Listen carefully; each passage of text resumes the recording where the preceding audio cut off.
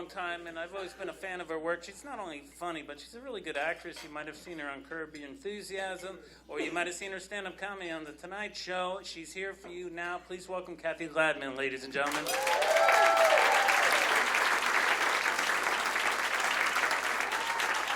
Thank you. Let's hear it for Jack Cohen. That's Jack Cohen. Oh, my God, they love you. So great to be here. I'm Kathy. I'm a Jew, and I also play one on TV. Thank you. One time I went for an audition, and the casting director, after I read the part, the casting director said to me, "You're too Jewish." Wow, I don't even know what that means. I can't help it. I'm a Jew. That's what I am. I'm a Jew. I'm a Jew trapped in the body of a Jew who's a Jew. And there's another Jew in there, too. It's like those Russian dolls. You keep opening them up, and there are just more Jews inside. Today is my 43rd comedy anniversary, ladies and gentlemen. I've been doing stand-up comedy for 43 years. I can't even believe I've been alive for 43 years. I'll tell you how old I am. I'll tell you in a second. I have to tell you that I feel a lot younger than I look naked. I really do. Thank God for clothing, really. Gravity is a terrible thing. It's a terrible, terrible thing. I got up one morning and I walked into the bathroom and I looked in the mirror and I saw something on my neck. So I leaned in a little more closely to see what it was, and it was my neck. My neck was hanging from my neck. How depressing is that? But I'm not getting plastic surgery. No, I'm not going down that rabbit hole. The most I am willing to do is to hold my upper arm flaps back with chip clips.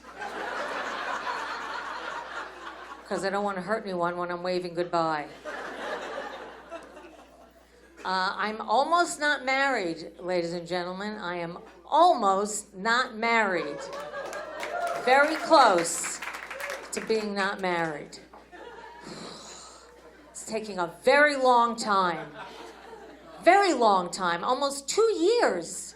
Almost 2 years. I mean, it's ridiculous. And neither of us is wealthy. It's ridiculous. I don't understand what's going on. And you can get married like that. I think they should flip it. I think it should take you 2 years to get married, and you should have to hire lawyers and take tests and go to the DMV without an appointment. And then you should be able to go get a divorce by an Elvis impersonator. Our marriage did not work out because the communication was bad. And that's everything. Communication is... Are you two married? No. You what? You're friends. Oh, then obviously you're not married. Okay. I understand that distinction. I'm bitter. I don't like being bitter.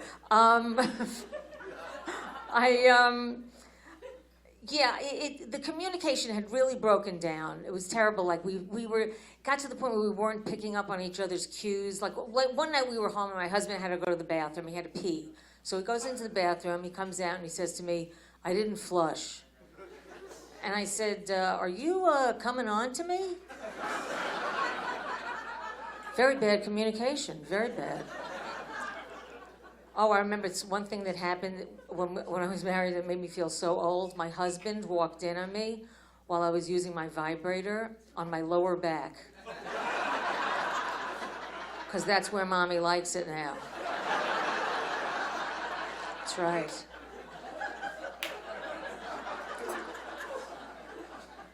I have to read this because I'm not sure I'm going to remember this, and I want to tell you this. But did you know that Joseph Goebbels, I know this is very funny stuff here.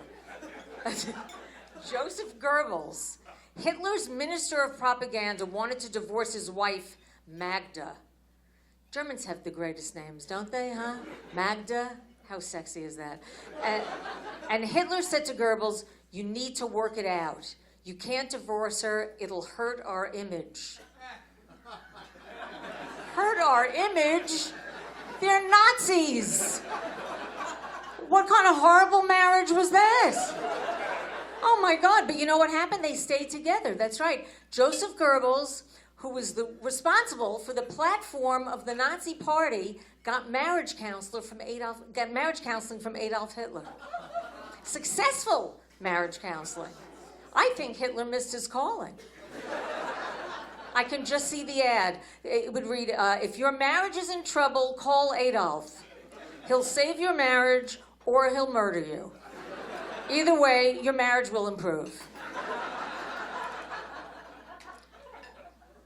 My husband he's still my husband, so I can say that. He's from Minnesota, and I'm from New York originally. Any New Yorkers here? That's fantastic. Look at that. What, is there somebody from New York? Wow, that was such a New Yorker. One. Just one. You know, I was thinking about this. I remember this song that I learned in the 3rd grade called the Eerie Canal. Does anybody know this song? I'll sing it for you.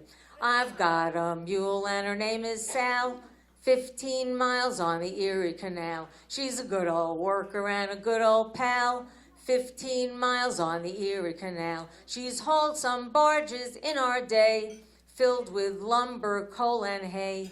And she knows every inch of the way from Albany to Buffalo. Now, I have known that song. Thank you so very much. Oh, you're too easy to please. I have known that song since the 3rd grade. It has been up here for 60 years. And that is why, when I go to the mall, I can't find my car. I'm in the parking ramp, clicking my remote, hoping I hear something. All I hear is a guy one aisle over going, I've got a mule and her name is Sal. He can't find his car either. Yes, I'm 68. You did the math? I'm 68 years old, ladies and gentlemen, and I'm raising a 20-year-old. I am past menopause, raising a college sophomore. Excellent planning. I'm a member of the PTAARP. 68 and 20 were such completely different stages of our lives. I remember when she finished toilet training, I was losing bladder control. One day she asked me to blow up a balloon, and I had to change my pants. It's not a joke, I'm just telling you what happened. Just trying to be honest up here. So, and 20 years old. Does anybody have a 20-year-old? Yes, how's it going? You could say, I know, it's a very tough age. I could send her away. My daughter, the only thing she likes to do with me is go to Costco. That's all she'll do with me now.